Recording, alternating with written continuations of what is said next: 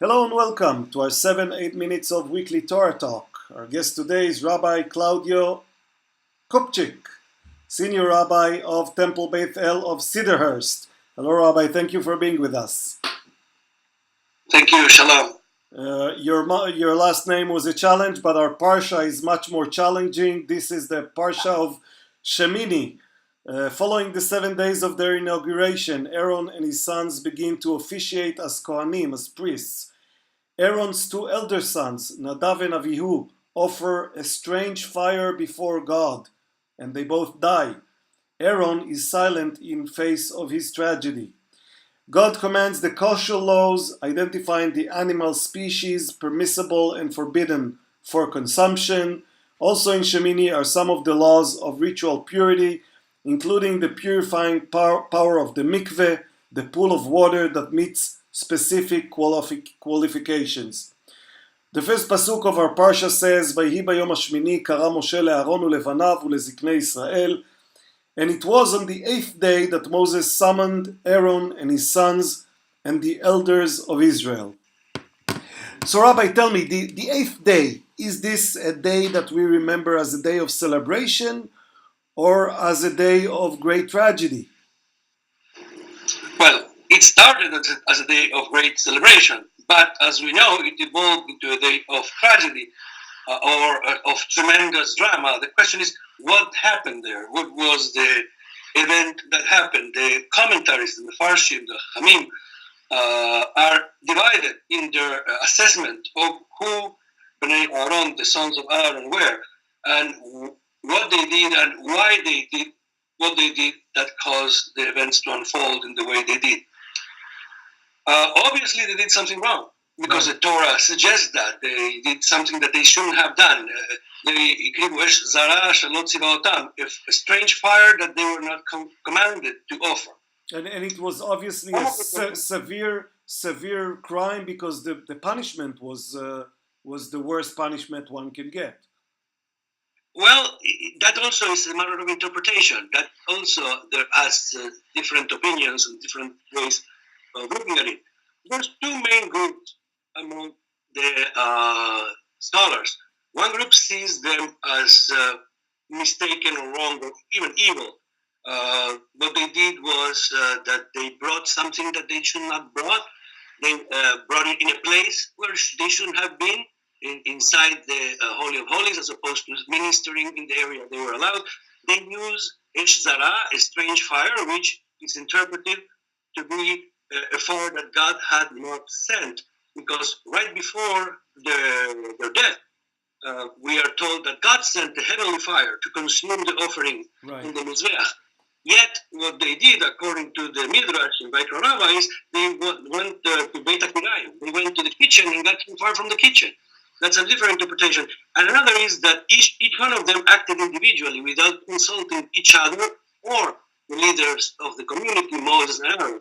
Right. So, also in addition to that, Rashi, for example, brings a midrash that says that they dared to issue piskei halakha, rulings of law, in front of their teacher, who was standing there, Moshe, and their father, Aaron. They disrespected their elders. And even there is an interpretation, according to Rabbi Ishmael, that they were drunk. But they did that in a fit of drunkenness, and that is why right after this event, the Torah warns the Kohanim not to ever enter the Mikdash in a state of drunkenness. So all of these are possibilities. But there's another school of commentary that sees them as well-meaning, as good people, passionate people, that didn't want to do anything that was wrong, but did something that they were not commanded, and somehow they suffer punishment. For example, even Ezra says that they thought that they were doing something that was desired by God, that they thought that they were doing something positive, and yet they did bring an Esh Zara, and they brought it in a way it was not commanded, so that is what they suffer for. So well-intentioned but mistaken. So, well-intentioned people who made a mistake. Absolutely. And Philo says that they themselves turned into a korban. What he writes is that Nadav and Abihu died in order that they may live. They received an incorruptible life in exchange for mortal existence. They, in a way, they became a korban. That's a part of the extra biblical literature and interpretation of the early years of the Common Era. And even Or HaChaim, much later in Morocco, wrote that they did this bechivat HaKodesh because of the love of the holy. And they died in a nechika sheva metim al tzadikim. They died with a kiss that is the kiss of God to those who are righteous. So he doesn't see it as a punishment or as something negative at all, but rather as a part of their ultimate love and passion and devotion.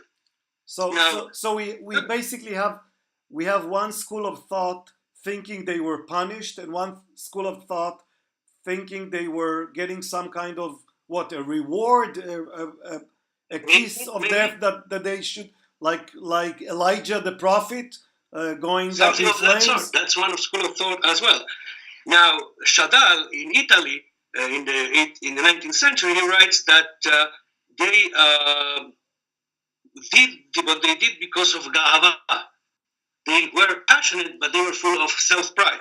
And they wanted to choose avodah yekara, a more beloved, a more desirable kind of work that had been assigned.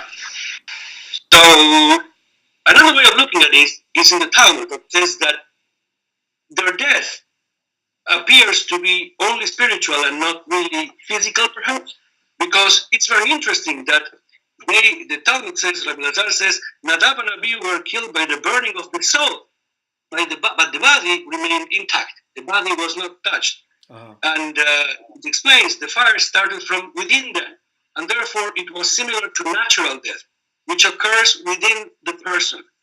As it is taught by Abba Yosef ben Dostai, 2 threads of fire came out of the Holy of Holies and went into their lungs inside and consumed them from within. So there's another point of view that says that this wasn't a physical death that they suffered, but rather that uncontrolled passion, that prideful love for the holy, led them to, in a way, consume themselves within, in fanaticism perhaps, in fundamentalism perhaps. And they kept going through the motions. The Etzchaim interpretation says they were emotionally burned out. Their souls had shriveled, even as they continued to go through the motions of religious ritual. And that is based on a midrash from the Talmud, because after they died in this fire, Moshe tells their cousins to go and drag them by their clothes. So the question is, if they died in a fire, how come the clothes are intact and they can be dragged by their clothes? Right. So the idea is it was a spiritual fire. It was a fire within that consumed them in this kind of fit of fanaticism and fundamentalism that is so dangerous even in our time. And we see that Aaron, their father, responds to their death with a very powerful silence. Is it because Aaron also doesn't quite understand why they died? It might be. That could be a possible interpretation. And in general, when we are confronted with things that are terrible and ultimate and difficult to understand, a pause, a silence is a healthy response, because we can rush into some kind of response that then we can regret or does not really reflect what we really want to do. But that pause, that silence is very important, not only for the mourners, but also for the people who come to comfort mourners. Our tradition says that when we go to do Nichum Kolim, to comfort the mourners, we should be quiet. We should listen to them more than we speak ourselves. There is, of course, the formula we say, Amakom Menachem Etchem, may God comfort you. Right. But after that, we should listen more than speak. That silence is a healthy silence. Right, and going back to my initial question, so we are looking at these events from a from a great distance in time. So how should we consider this day? Is this a day of mourning? Is this a day of tragedy? When we read this Parsha, what should be our emotional or rational response to when we read about such events? I think we need to try to see which school are we identified more with. Do we see them more as being punished because of some evil attitude? Do we see them as Philo or Achim as being elevated to a higher level of spirituality, perhaps? Or do we see it as a warning not to be so fundamentalist, not to be so fanatic? In that sense, I think it's a cautionary tale of what can happen when we let our passions and our love of Torah even run too hot to the point that it can burn us and burn those around us. Remember, Rabbi Shimon Bar Yochai had to go back to the cave because when he came out of the cave, was so full of passion and fire that he would consume the entire world. Right. That's a very worrisome thing for people of faith, for people who are religious and love Torah and love God. Be careful with the fire. The fire of Torah is a wonderful fire. It warms you up, but it can also burn.